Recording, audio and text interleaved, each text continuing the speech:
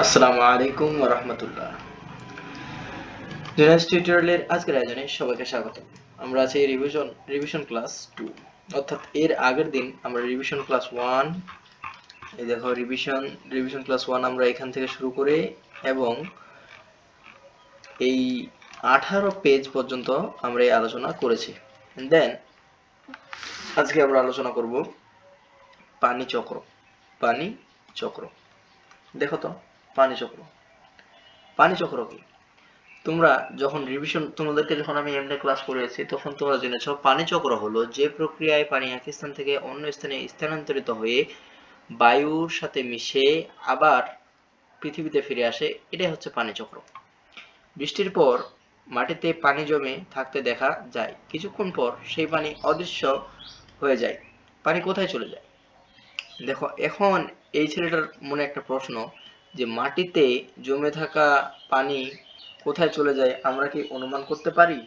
অর্থাৎ আমরা কি এটা অনুমান করে বলতে পারি?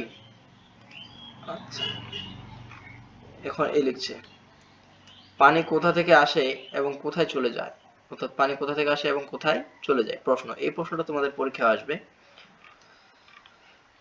চলে আসে পৃষ্ঠা নাম্বার 20। বলছে পরীক্ষাটি থেকে জেনেছি, অর্থাৎ উপরে একটা পরীক্ষা ছিল, বায়ুতে জলীয় বাষ্প আছে, ভূপৃষ্ঠে পানির অনেকটাই বায়ুর তাপে বাষ্পীভূত হয় এবং বায়ুতে মিশে যায়। তার মানে হচ্ছে পানি তরল অবস্থা থেকে জলীয় বাষ্পে পরিণত হয়। তোমাদেরকে দেখাই তো, atom of liquid, LIQUID, liquid water. এই দেখো,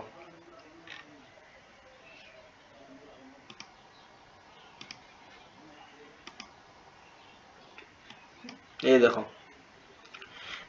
এইটা হচ্ছে ঠিক পানির অণু। তরল পানির অণু ঠিক এইভাবে থাকে, অর্থাৎ তার প্রচন্ড কাছাকাছি থাকে। দেখো, এই দেখো অণু, প্রত্যেকটাই একটা করে অণু, এটা হচ্ছে হাইড্রোজেন, একটা হচ্ছে হাইড্রোজেন অণু, আর দুইটা হচ্ছে হাইড্রোজেন অণু, আর বাকিগুলো হচ্ছে অক্সিজেন অণু। ঠিক এরকম হচ্ছে পানি দেখতে, অর্থাৎ যে পানি তুমি খাও এই পানিকে যদি রাসায়নিকভাবে বিশ্লেষণ করা হয় তাহলে সেই পানি দেখতে ঠিক এরকম হবে। যাই হোক, চলে আসি। যে প্রক্রিয়ায় পানি বিভিন্ন অবস্থায় পরিবর্তিত হয়ে ভূপৃষ্ঠ ও বায়ুমণ্ডলের সর্বত্র ছড়িয়ে পড়ে। কিসে? যে প্রক্রিয়ায়, একটি নির্দিষ্ট প্রক্রিয়ায়, যে প্রক্রিয়ায় পানি বিভিন্ন অবস্থায় পরিবর্তন হয়ে ভূপৃষ্ঠ অর্থাৎ মাটিতে এবং বায়ুমণ্ডলের সর্বত্র ছড়িয়ে পড়ে, তাই হচ্ছে পানি চক্র। এই চক্রের মাধ্যমে সর্বদাই পানির অবস্থার পরিবর্তন ঘটছে, অর্থাৎ এই চক্রের মাধ্যমে পানি সর্বদাই আবর্তিত হয়ে চলছে। সাগর ও নদীর পানি বাষ্পীভূত হয়ে জলীয় বাষ্পে পরিণত হচ্ছে, অর্থাৎ সাগর ও নদীর পানি বাষ্প হয়ে জলীয় বাষ্পে পরিণত হচ্ছে।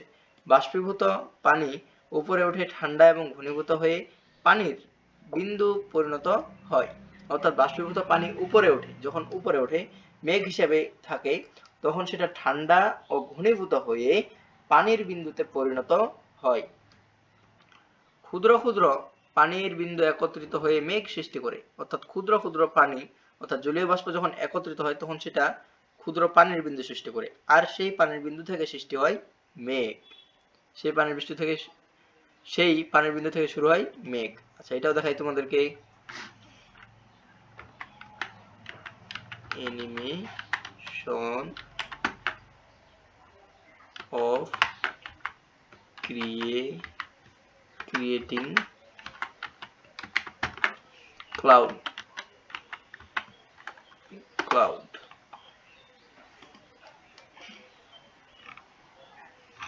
আহা, এটা তো না।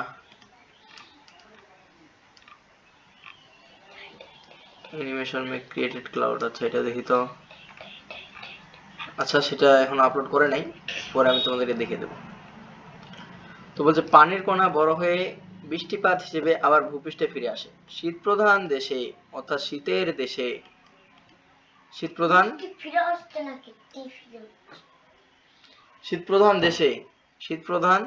দেশে তুষার তুষার ও মেঘ থেকেই পৃথিবীতে পড়ে। বৃষ্টির পানি সাধারণত মাটিতে শোষিত হয় অথবা নদীতে গড়িয়ে পড়ে, অর্থাৎ বৃষ্টির যে পানি অথবা এটা মাটি টেনে নেয় নিচে, নইলে এটা কি হয়, নদীতে গড়িয়ে পড়ে। মাটিতে শোষিত পানি অর্থাৎ মাটিতে যে পানিটা শোষণ করে থাকে ভূগর্ভস্থ পানি হিসেবে জমা থাকে। মাটিতে শোষিত পানি ভূগর্ভস্থ পানি হিসেবে জমা থাকে। তাহলে মাটির নিচে যে পানি থাকে এটাকে কি বলে? ভূগর্ভস্থ পানি। নদীতে গড়িয়ে পড়া পানি সমুদ্রে প্রবাহিত হয় এবং বাষ্পীভূত হয়ে আবার বাড়িতে ফিরে আসে। এই হচ্ছে পানি চক্র। দেখো পানি চক্রটা আমি তোমাদের একটু দেখাই দিই। পানি চক্রটা তোমাদেরকে একটু দেখা দিই। এটা ঠিক এরকম। দেখো এখানে পানির উপর সূর্যের আলো পড়ছে, তার ফলে এটা আবার বাষ্পীভূত হয়ে গেল, বাষ্পীভূত হয়ে আবার ঘনীভূত হয়ে মানে একত্রিত হয়ে আবার মেঘ সৃষ্টি করছে। মেঘ আবার ভারী হয়ে সেটা আবার বৃষ্টিপাত হিসেবে পানিতে ফিরে আসছে, সেটা আবার মাটিতে পড়ছে, সেটা আবার এক পর্যায়ে গড়িয়ে নদীতে চলে আসছে, আবার সেটা আবার কি করে? উদ্ভিদ গ্রহণ করে।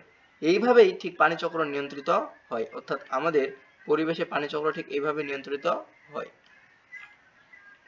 এবার দেখো পানি দূষণ।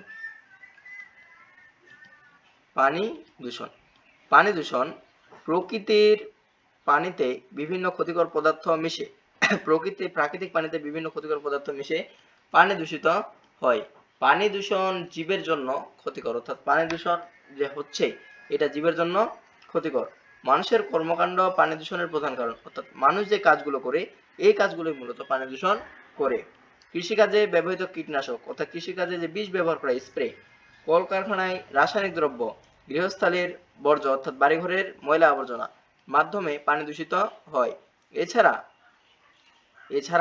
নদী বা পুকুরে গরু ছাগল গোসল করানো এবং কাপড় চোপড় ধোয়ার কারণে পানি দূষিত হয়। তারপর দেখো পানি দূষণের প্রভাব, অর্থাৎ পানি দূষণের ফলে কি হয়? পানি দূষণের ফলে জলজ প্রাণী মারা যাচ্ছে এবং জলজ খাদ্য শৃঙ্খলের ব্যাঘাত ঘটছে। এই দূষণের প্রভাব মানুষের উপরও পড়ছে। দূষিত পানি পান করে মানুষ ডায়রিয়া বা কলেরার মতো পানিবাহিত রোগে আক্রান্ত হচ্ছে। এবার বলছে কিভাবে পানি দূষণ প্রতিরোধ করা যায়। কৃষিতে কীটনাশক এবং রাসায়নিক সারের ব্যবহার কমিয়ে আমরা কম্পোস্ট ব্যবহার করতে পারি। কম্পোস্ট হচ্ছে একটা প্রাকৃতিক সার। পানি দূষণ প্রতিরোধ করতে পারি। এছাড়া রান্নাঘরের নিষ্কাশন নালা এবং টয়লেটের বর্জ্য এবং তেল না ফেলে দূষণ রোধ করতে পারি। পুকুর নদী হ্রদ কিংবা সাগরে ময়লা আবর্জনা না ফেলে পানি দূষণ কমাতে পারি। সমুদ্র সৈকতে পড়ে থাকা ময়লা এবং খালবিল কিংবা নদীতে ভাসমান ময়লা আবর্জনা কুড়িয়ে আমরা পানি পরিষ্কার করতে পারি। এবার দেখো নিরাপদ পানি, অর্থাৎ পানি কেমন, পানিটা ঠিক নিরাপদ না অনিরাপদ এটা আমরা এখানে জানবো, তাই না? দেখো নিরাপদ পানি। এবার বলছে নিরাপদ পানি সুস্থ থাকার জন্য শুধু উদ্ভিদ এবং প্রাণী নয়, মানুষেরও নিরাপদ পানি প্রয়োজন। অর্থাৎ সুস্থ থাকার জন্য শুধু উদ্ভিদ ও প্রাণীরও নয়, মানুষেরও পানি প্রয়োজন।